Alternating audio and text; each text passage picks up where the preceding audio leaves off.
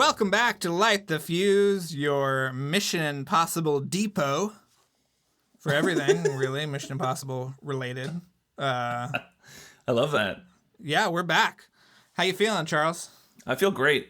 I mean, I feel like we're on a roll. We are just bringing in all the big name guests, and we're doing. I'm great. I'm great. How are you? Well, I love sitting on a bunch of great episodes. Right. Because I like the anticipation. I like the fact that people are going to hear these episodes. And I like the fact that we don't have to do as much work for the foreseeable future.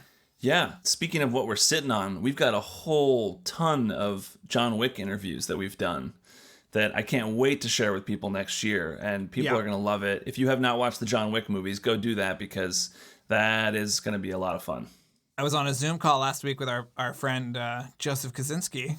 And he told me he had just finished the IMAX master of Top Gun. He was telling me which theaters to watch. He said, you got to go to the double laser projector theaters. I said, I don't even know where there is one of those in LA. So we've got to research that. But okay. Yeah. But so I think we're going to we'll dip into John Wick and we'll dip into Top Gun next year. And then hopefully our baby comes out next Thanksgiving. It's born. It's here. Yeah, hopefully. Hopefully they can get everything done and be done shooting and editing and get the movie out by the end of next year because we want MI7. We want it. Yeah, so I'm thinking next year is going to be a really big, fun year for us. Yeah. So I'm just so excited. So yeah, we got a ton of great episodes. You can listen to Charles fall in love with one of the original cast members of the show very soon, and we've got an actor from Mission Impossible 3. I think I was already in love, actually. You were, but there was a connection there. I could feel it. It was just so great. I mean, maybe we should announce it, who we're talking about now. Okay, go ahead. It's time. So we got Leslie Ann Warren to come on the show. She's an Oscar nominee for Victor Victoria, one of my favorite movies. She was Miss Scarlet in Clue, another one of my favorite movies. So I was just geeking out talking to her about these amazing movies. She was Dana Lambert on season 5 of the original Mission Impossible TV show in 1970. So, Barbara Bain was on the first 3 seasons, and then season 4, they kind of had Lee Merriweather come in and do guest spots. But season 4 had a dip in ratings, had a dip in, it seemed like, quality. So they felt like they wanted to bring a strong female presence back into the show after Barbara Bain left. So that's why they brought in Leslie Ann Warren in season 5. And so we were thrilled to talk to her. That'll be coming in a few weeks.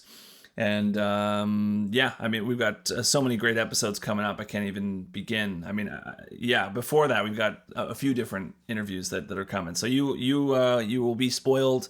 Please stick around and listen to all that. This week, however, we are back part 2 with Michael Giacchino. You got to get his album. It's out now. You can buy it digital. You can buy it on vinyl. Mondo did this amazing vinyl. You've got to get it. We'll link that on our show notes. Yes. Check it out. And Academy Award winner Michael Giacchino. Yes, we've got another Academy Award winner on the show, which is just such a thrill. This week we had to ask him about, because Drew and I have been obsessed with this for years. He's got these pun titles that he does for his soundtracks. Every one of his scores, although he says in the interview he tells us the one that he didn't do it for. But I just wanted to read a couple of them because they're so fun. So here's some pun track titles from Ghost Protocol. The opening track is "Give Her My Budapest." We've got Kremlin with Anticipation. Great track, by the way. From Russia with Shove. Yeah. So you remember Lea Seydoux' character's name is Moreau. Yeah. So there's Moreau Trouble Than She's Worth.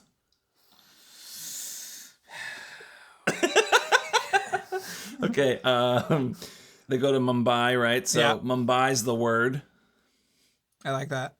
And they always do a world's worst. He always has, every soundtrack album has a world's worst. So in the case of Ghost Protocol, it was world's worst parking valet. Love that. That's a track for the parking garage at the end of the movie. Great.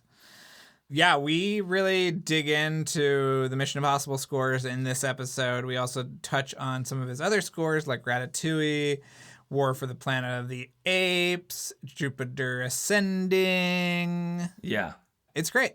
He's amazing. And he talks about the process. His career is so varied and at the same time It's like I think I've talked about this before. I think when Michael Kaplan was on the show, how you can be an auteur isn't limited to just a director. You can be an auteur composer, and that's absolutely Giachino falls into that category, and he's amazing. So it's so cool to have him on the show. And it was so nice for him to be such a wonderful person. I think that every time we have somebody who we love on the show who is actually a lovely human being, it just lifts our spirits and fills us with such happiness, and he was certainly that. And I appreciate him finally coming on the show and remembering that I was bothering him last year at the Toy Story 4 premiere, and so this was great for us, I think. There's a picture. We should post that. We'll put that in the show notes. There's a picture of you and Brad Bird and Michael Giacchino. Yeah. And unfortunately now we don't do our interviews in person. We have to do them over Zoom. And so let's at least share that photo of you with Giacchino from the Toy Story 4 premiere. And before we get into it, Charles, can I thank some people right now? Yeah, sure. Okay. You go ahead. Okay.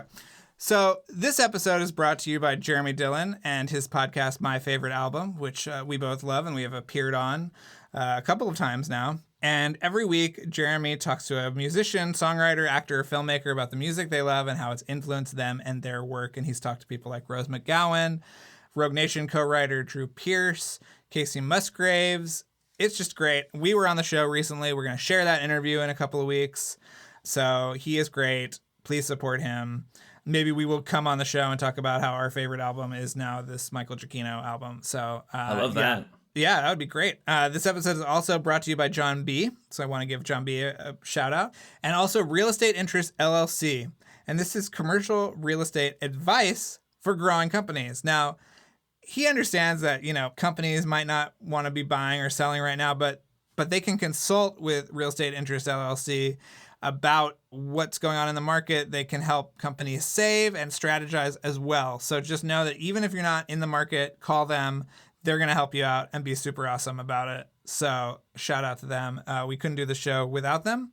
So thanks to all of those amazing sponsors. So, I love giving my shout outs, Charles. So I just got to do it. Yeah, no, thank you so much. They make the show possible. So we'll be back at the end of the episode. So please enjoy Michael Giacchino Part 2.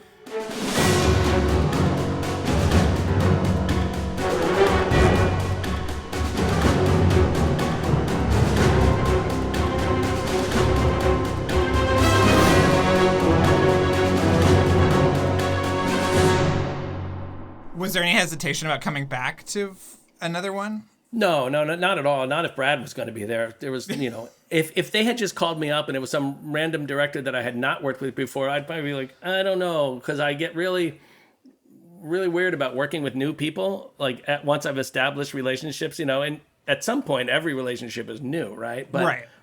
But at that point I've done work with Brad a bunch and then with JJ and so there was a comfortableness to it that I was like, yeah, absolutely, no question, I'm going to do this. Right. So yeah, there was no way I wasn't going to do this, especially with Brad's too. I mean, just we have so much fun working together. Right. Is there when you're working on either movie, is there some element of trial and error of when to deploy the mission theme or the plot theme? Yes. I mean, I remember like having discussions about this in JJ's movie about, when will we do this for the first time? Because, as you know, there's this tendency for people when they have something that came before, something that is so recognizable or so indelible or so in the psyche of, the culture, they tend to just want to throw it out at you all the time because it sort of works. It's like throwing a baby candy. They're just going to get high every time they eat a piece of candy. And you can do that. That's fine. But eventually that baby is going to get sick. And that baby is going to throw up, and then that baby is not going to want any more candy. And that has happened to me in movies where I'm watching a film that has a particular theme, and it just plays over every time something happens. The same thing, boom, just boom, and I go, oh, come on. It's like telling someone the same joke over and over and over again. The first time it's funny. The second time you're like, yeah, that's still kind of funny. Third time, Fourth time you're like, all right, I don't need to hear this anymore. It's very much like that. So we're always very careful and thoughtful about where we use it and how we use it. You have to be. I think clearly other people don't agree. I think that I think it's important. And the differences between 3 and 4. I mean, I feel like I was just re-listening to 3 and 4 the last day. Like 3 has very much a unity of sound, and 4 has such a diversity in traveling different parts of the world. You get touches of Russia and India, and what went into that decision to diversify the fourth one so much like that. Well, I remember Brad saying that, we're going to be globetrotting here. So I want to feel like we're globetrotting, Let's really just not be afraid and just go for it, in a real sort of, I don't want to say old fashioned sense, but in the way that, in the movies of yesteryear, they would have done, just go for it. So yeah, we totally just had fun with wherever we were. And I mean, and I don't want full overboard. Really, Russia is Russia, and the Middle East is the Middle East, and it's all of this stuff. But I think that's part of the joy of going to a movie and experiencing a story, because you feel like you're being brought on a journey along with the characters, and that can be really fun. I can totally see it both ways. I understand doing it the other way too, but this was really, Brad wanted that feel of a globe-trotting soundtrack. So I was like, sure, I'm all for that. Let's do that. Did he sort of explain to you his philosophy for the movie? Because he always talks about he wanted to do 5 things with the movie. And was that sort of part of it too? Well, I remember he was like, look, in my Mission Impossible, nothing's going to work. He's like, they always have these amazing gadgets that get them out of harm's way in the nick of time and all of this stuff. He goes, but in this movie, it's never going to work. So they're always going to have to figure out some other way. And I love that about the movie. It gives the movie such a wonderful sense of humor, but it still feels, serious enough where you're worried about the characters. But the fact that, the idea that, look at this great mask making thing, and then nothing works. It's that's what you want. You want, and great movies put obstacles constantly in front of their characters that they have to deal with. It's constant puzzle solving. And when it's too easy for characters, or when they don't have to think that hard or do anything extraordinary, it's just not as interesting, So Brad was really hell-bent on making sure that it was going to be tough for everyone in the film, all the characters. Did your relationship change or evolve, it being his first live-action movie? No, not really. And I remember I was the one that connected them together. We were talking about it, me, JJ, Brian Burke, and saying, I was like, Brad, you should really think about Brad, because at least talk to him, meet him. And they did. And, if you meet Brad, you're going to trust him with whatever movie you have. He's just that smart and that good. So I knew it would work out. So it was really exciting to sort of play the middleman a bit. And because they didn't really know each other at all, really. And, to sort of talk to one. I was a little bit about being a little marriage counselor after a while, but it was it was great, and just to see Brad sort of in that JJ Bad Robot world was really fun to see. I loved it. Did Cruise kind of give you any sort of suggestions or guide you in any way? Because I think we heard from Paul Hirsch that he was super involved in the music for the first one, and including getting Danny Elfman on board after the Silvestri score didn't work out. But right.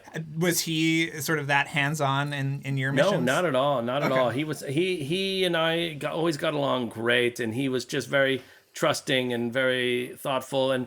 And if he was on the scoring stage while we were recording and he did have a comment, it was always a really smart comment. Because he is a filmmaker. He's a filmmaker. He's not an actor. He's a filmmaker. He is an actor, but he's also a producer. He does everything. So, and which goes back to sort of what I was talking about before. Here's someone who is not just in their own discipline. They understand the whole circle, and that is incredibly helpful when you're making something, especially of this size. So if he would mention something, maybe we could hit that moment. Is there any way that thing could be a little more? It was always very thoughtful, and always you look at it and go, yeah, that's a good idea for sure. We're going to do that, and we would do it.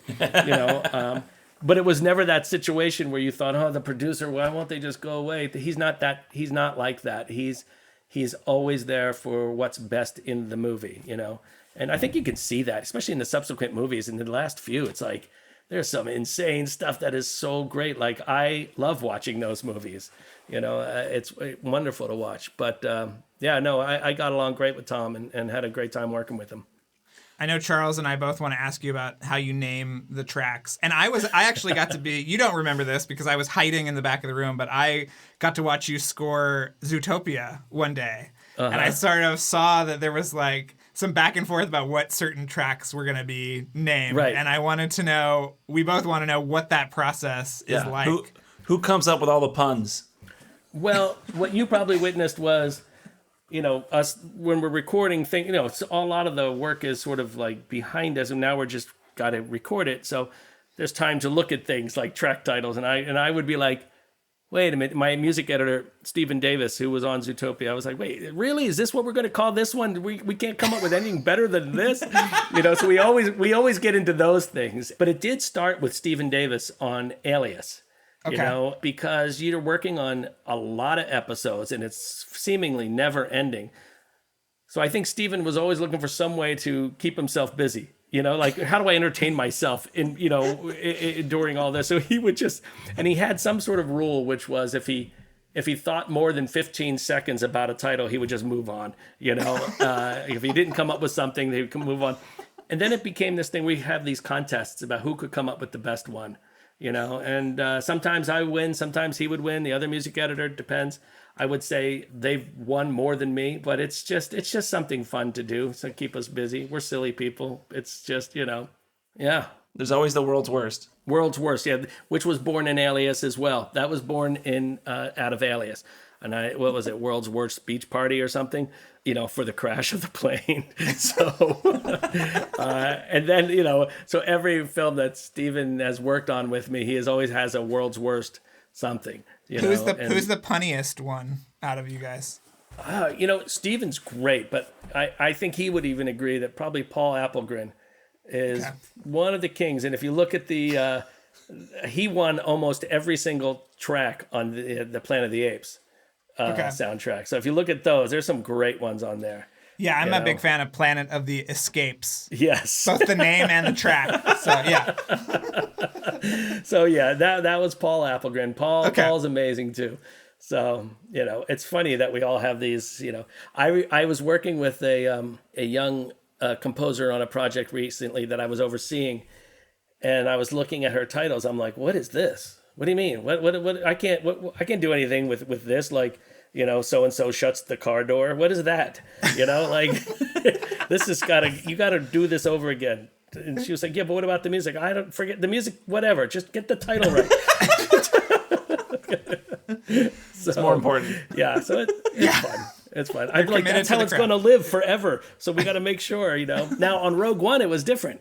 On Rogue One, that was different. That I felt like, okay, I'm stepping into a world where there has been a tradition of a kind of track titles, So we went ahead and made all of our goofy track titles as we did. But in the end, sort of what we did was we came up with respectful track titles for the CD and the album. And then, but in the CD booklet, there's an alternate track listing. So if anyone wanted to, in iTunes, rename it to whatever they want, they could easily do it.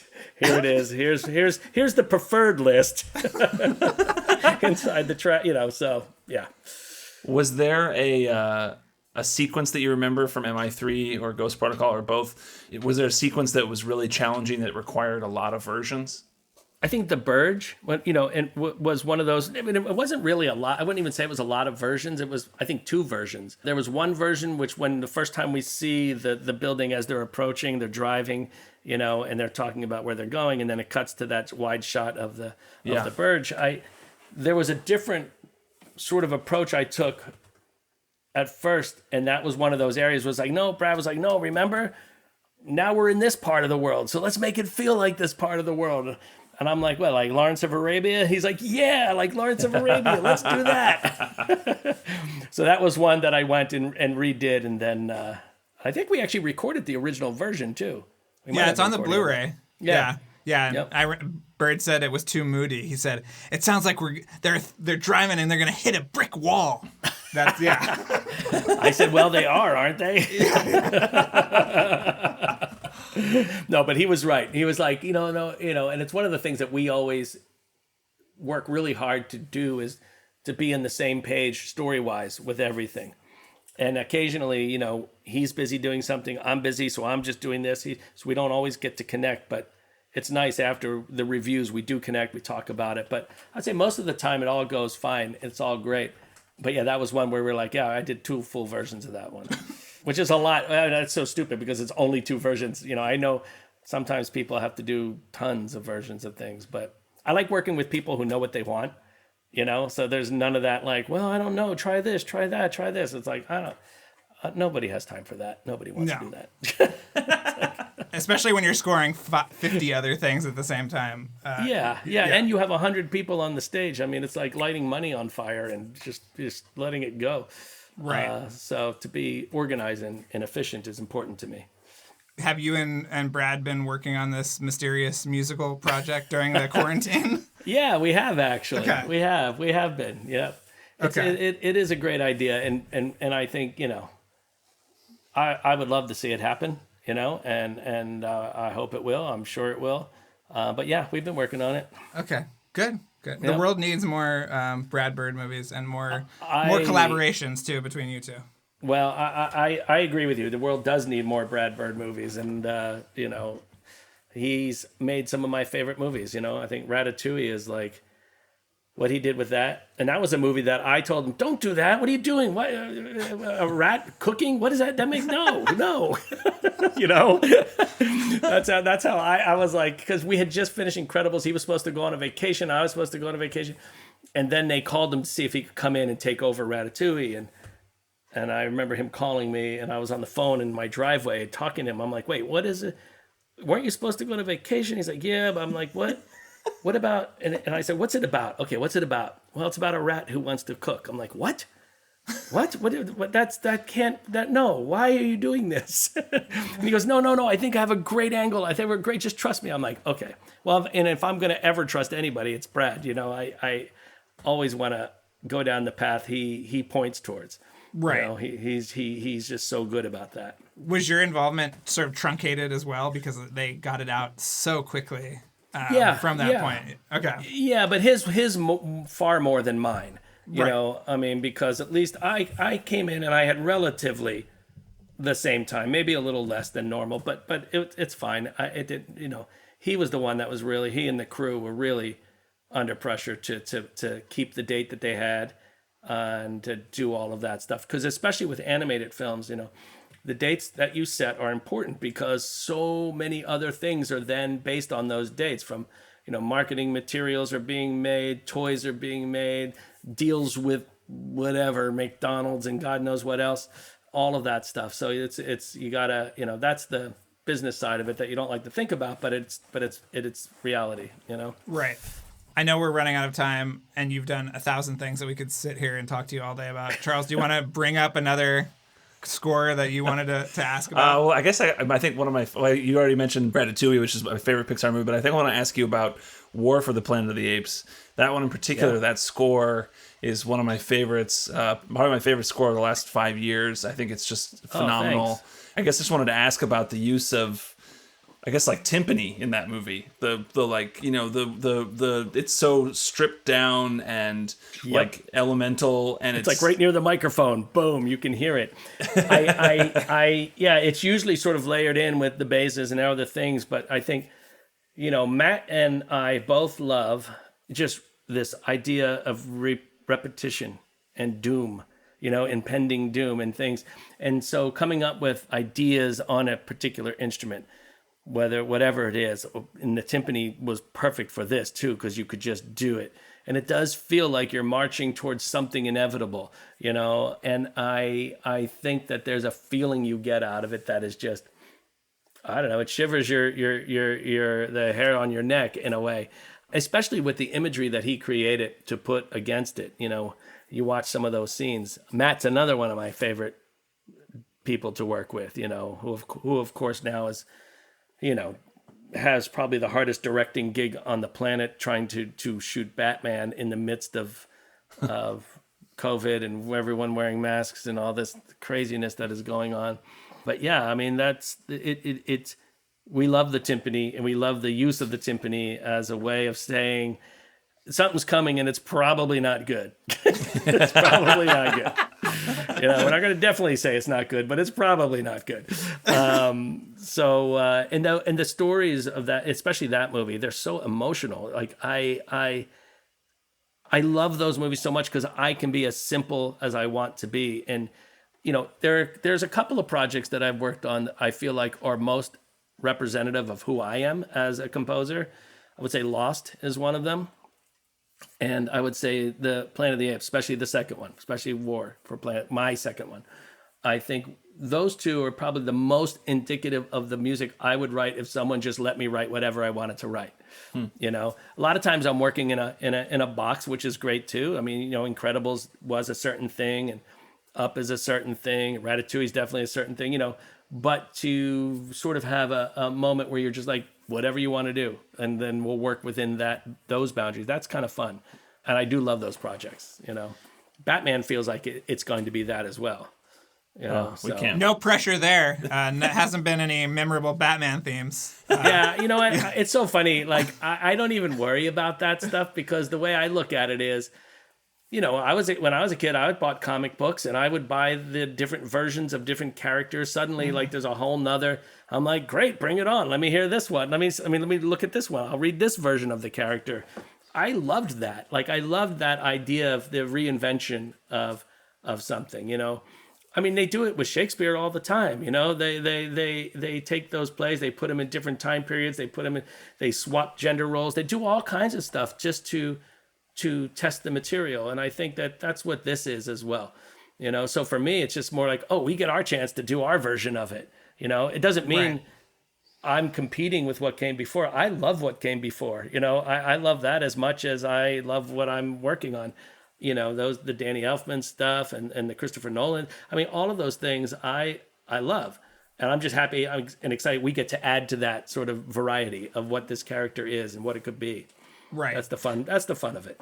Well, speaking of putting it in a box, I don't think you can put yourself in much more of a box than creating a song for a theme park attraction. So I have to ask you about Space Mountain, which has probably been heard more than maybe anything, that you've done, right? Because of the amount of people. It is crazy. Well, when Yeah. you do things for the parks, especially, there's a point where you realize like, oh, millions and millions of people every year are listening to this thing. Right. And it's going on and on and on. Whether it's, Up is playing on Main Street or the music Inside Out at that, all of these things. But for Space Mountain, which was one of my favorite, attractions there, when they first asked me to do that, it was like, I was like, what? I get to do something for Disneyland? Are you kidding me? Great. We had just finished The Incredibles, and I was like, yeah, so what do we have to do? I said, can I go ride it? And so we can figure out how all the timing and all that. And they were like, well, yes and no. We sort of took apart the entire ride here in LA.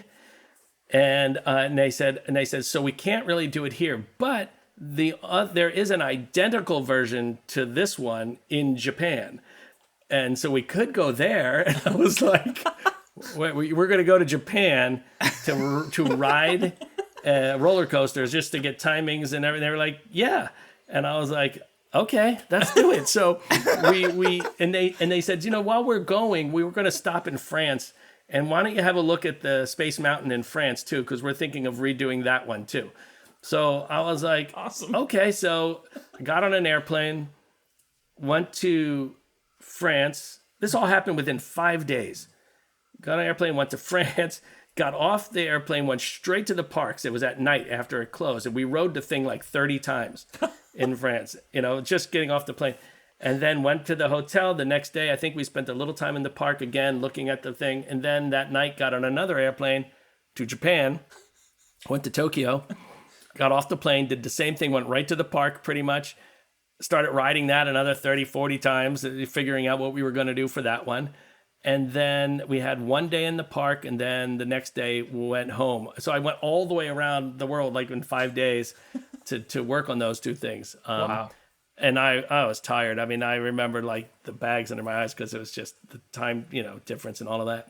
But it was great. And, it's really fun to ride that thing and try and figure out, okay, what's going to work here and what do we want out of this, And as you can tell, I'm a huge fan of the 60s in all genres, and so I definitely wanted it to have a little bit of that feel to it, but also a more modern electronic backing to it as well. And I don't know, it was just sort of like trial and error. What sounds fun? This sounds fun. Let's do this, Right. Yeah. Was there ever any talk of incorporating that into your Tomorrowland score? Which that theme to me is just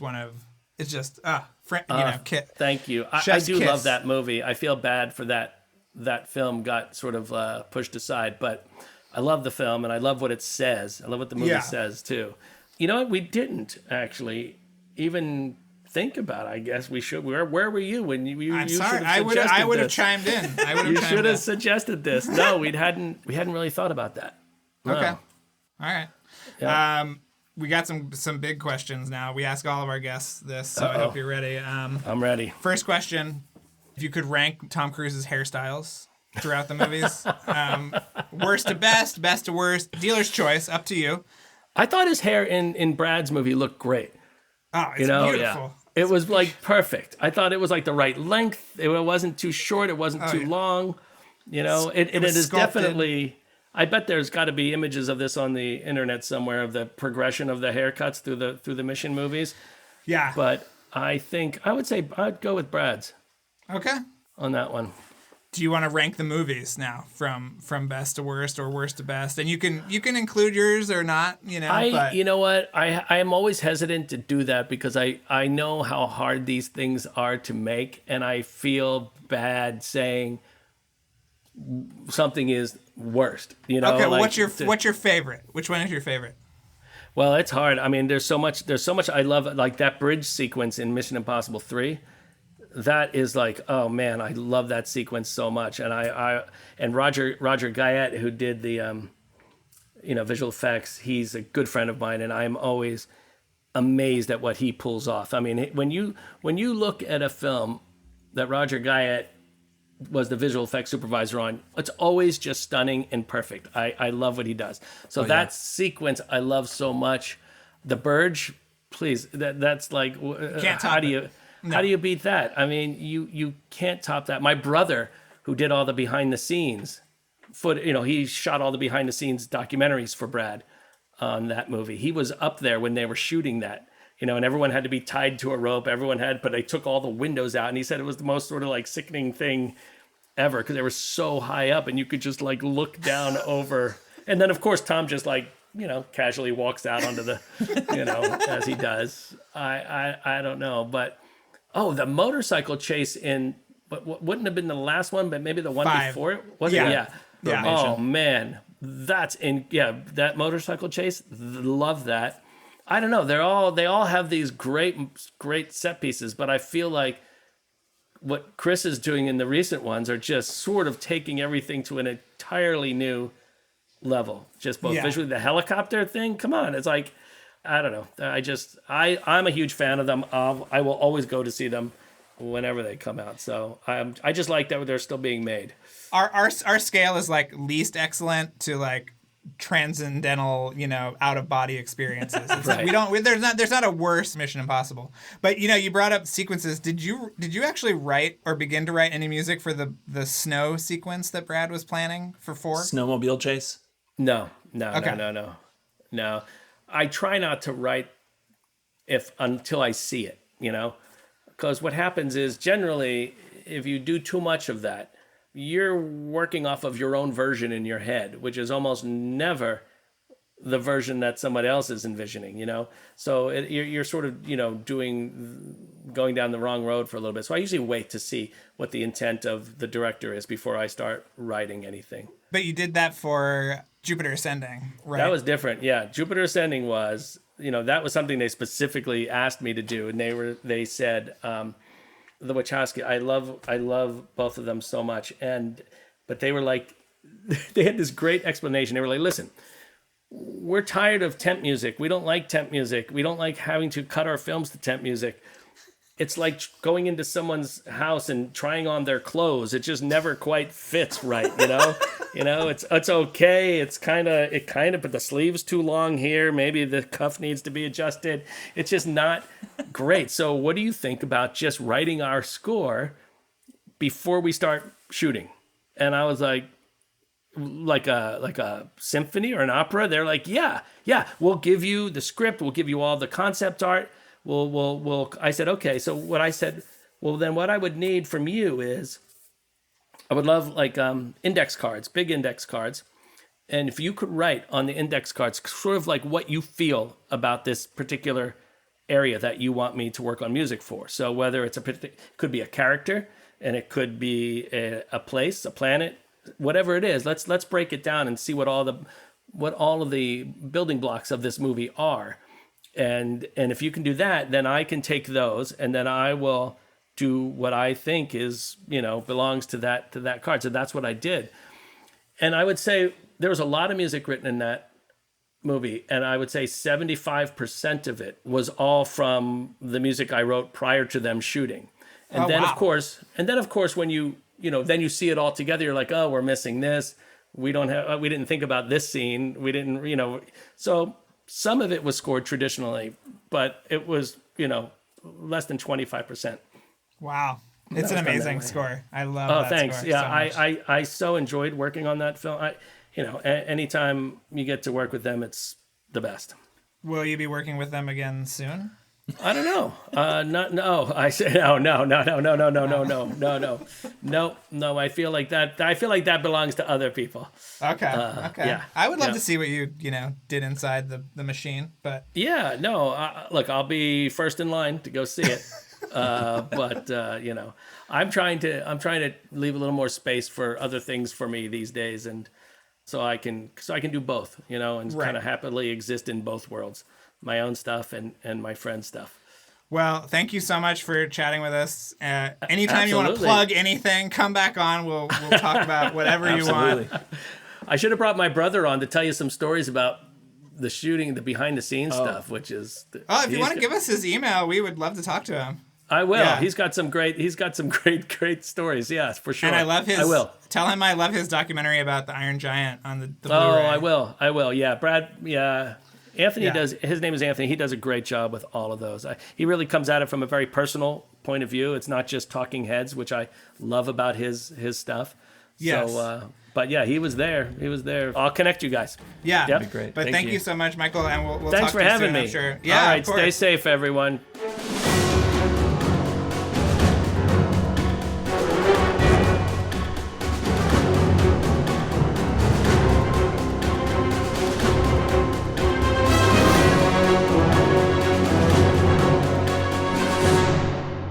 And we're back wrapping things up. Sad to see him go. Every time we have this season, the part 2, I get sad, Charles. I know. Yeah, it's a bittersweet moment. Yes. It's amazing to have these people on the show, but it's sad to see them go. But maybe we'll have them back sometime. Yeah, we have all their email addresses, so we can always bother them electronically, which I love. So, what did you want to wrap up about that amazing half of the episode? I mean, there's just so much to talk about, but I'll try to be quick. Okay. It's just the fact that he connected JJ and Brad Bird. I mean, is it possible that without Michael Giacchino, we would not have Brad Bird directing Ghost Protocol? I don't know. That's crazy to think about. Whoa. Yeah. I mean, I think it is. That's crazy. Yeah. Well, and then also he made some comment, and I kind of wish we had followed up, but I don't think I quite caught it when he was saying it. But listening back to the interview, he said that he had to become their marriage counselor between Bird and JJ. I don't think I caught it when he said it, but then I was listening back and I was like, wow, I can't believe we didn't follow up on that and ask what he meant by that. I don't know if they, I mean, I know Brad was telling us when we interviewed Brad Bird, tells that hilarious story about how he wanted a script from JJ, and JJ kept avoiding him at parties and stuff because the script wasn't ready yet. Or do you remember that story? Yeah. Yeah, I don't know what. So I mean, it could have been something along those lines. I don't know, but I thought that was a really interesting comment that he said that he was like their marriage counselor. That is so funny. Also, it was so cool to hear him say that Lost and War for the Planet of the Apes were most representative of the music that he'd write if he was just left to his own devices. I love that because, like I said in the interview, I love the War for the Planet of the Apes score. Yeah. I think that movie's incredible, and that music is just mind-blowing. I'm glad you brought that up too, Charles. Oh, good. Yeah. Are you making fun of me? No, I love that score, and I told you, I thought I was the one that turned you on to how good Planet of the Escapes, the track is, because that's my favorite track. Yes. Yeah. Oh, yeah, it's so good.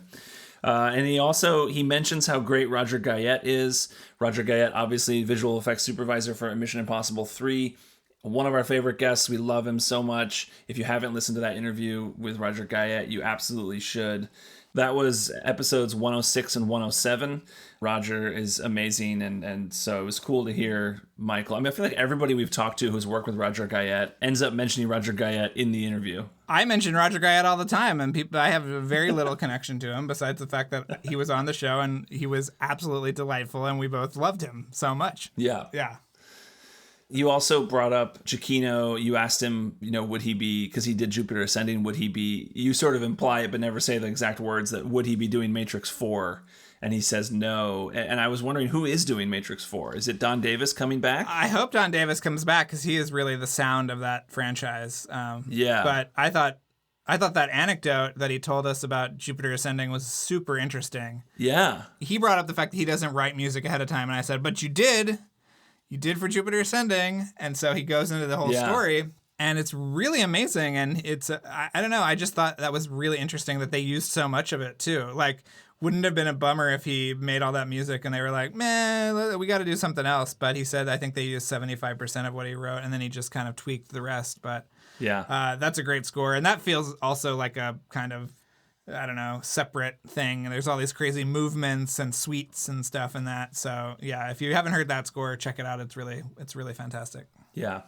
And then at the end, we talked to Michael about his brother Anthony, who has directed featurettes and documentaries and behind the scenes stuff. And we've actually, since the interview, we've connected with Anthony, and we're working to get an interview with him. It's he's done amazing stuff. You should definitely check out his Iron Giant documentary.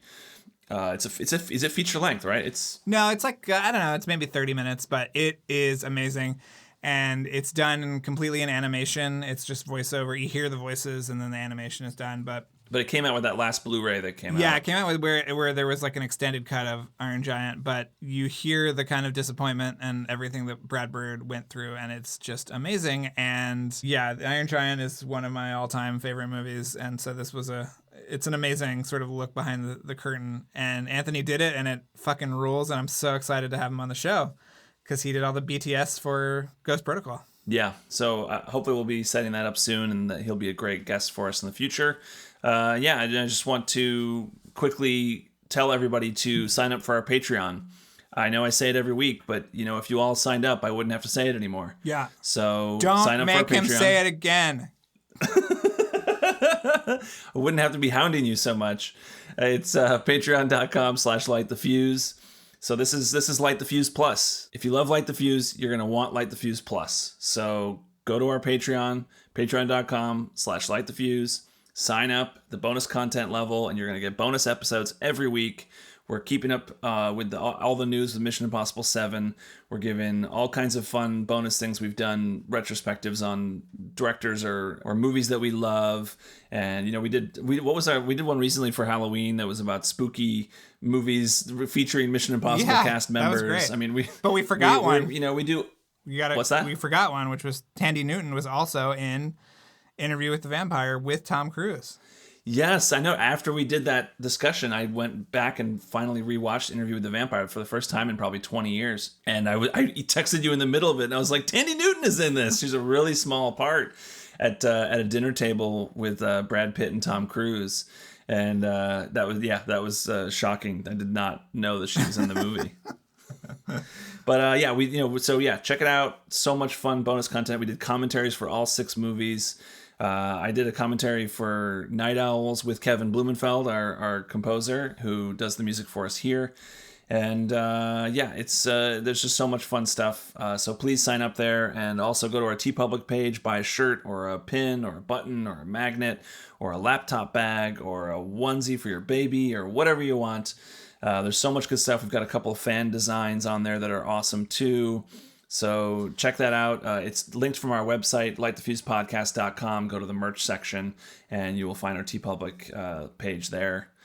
And go to our episode guide on our website as well, because we've got show notes on there for so many episodes. Check out your favorite episode and see what kind of fun visual nuggets we've got in there for you to complement the episodes. And what else, Drew? You have any shout outs to give? Oh, yes. A special thank you to Jacob Ballard. It's another Jacob that we love so much, and we can't do the show without him. He's been with us for a long time. I also want to give a thank you to our intern, Abby Smith. And this episode was mixed and edited by Luke Burson, so a big thank you to Luke, and a thank you to Kevin Blumenfeld again for our music. Charles, I love it. I love that you get to give shout-outs at the end. I do my shout-outs at the beginning. I just love our shout-outs. I just want to remind everybody to like, subscribe, rate, and review wherever they're listening, and just talk about this podcast wherever you are. On your next family Zoom call, maybe Uncle Mortimer is a closet Mission Impossible fan and would love this podcast. Please let them know. I also want to tee up next week. We talked about Jeremy Dillon at the beginning. I'm going to talk about Jeremy Dillon now. The next couple of episodes are sort of a repackaging of his great episodes that we did about Mission Impossible versus James Bond. This is a topic that comes up a lot in conversation and with people who listen to the show. So this is a pretty long look at that. You hear me get very frustrated by the end of it, so that will be hilarious for people to listen to. And but there's some great stuff in there. I think it's a lot of fun. Yeah. It's a great conversation. I think you'll love it. So we've got that coming up, and many more amazing interviews that we've done that are coming up over the next few months. Yeah, we have a real winning streak, and like we said, we are going to dip into some other movies next year briefly. Don't worry, we are still a Mission Impossible podcast. We're just kind of taking little detours. Yeah. Yeah, we recorded a John Wick one this week that I was really thrilled with. I thought that was just so much fun, kind of a roundtable discussion, which we've never really done before. And but it also dipped into Mission Impossible. That's the great thing with a lot of these John Wick episodes. They feature people who have connections to the Mission Impossible franchise as well. So we're always able to bring it on back to Ethan and the crew. Yeah, it's a lot of fun. I can't wait for people to listen to those episodes. But that's it for us. And so we'll be back next week.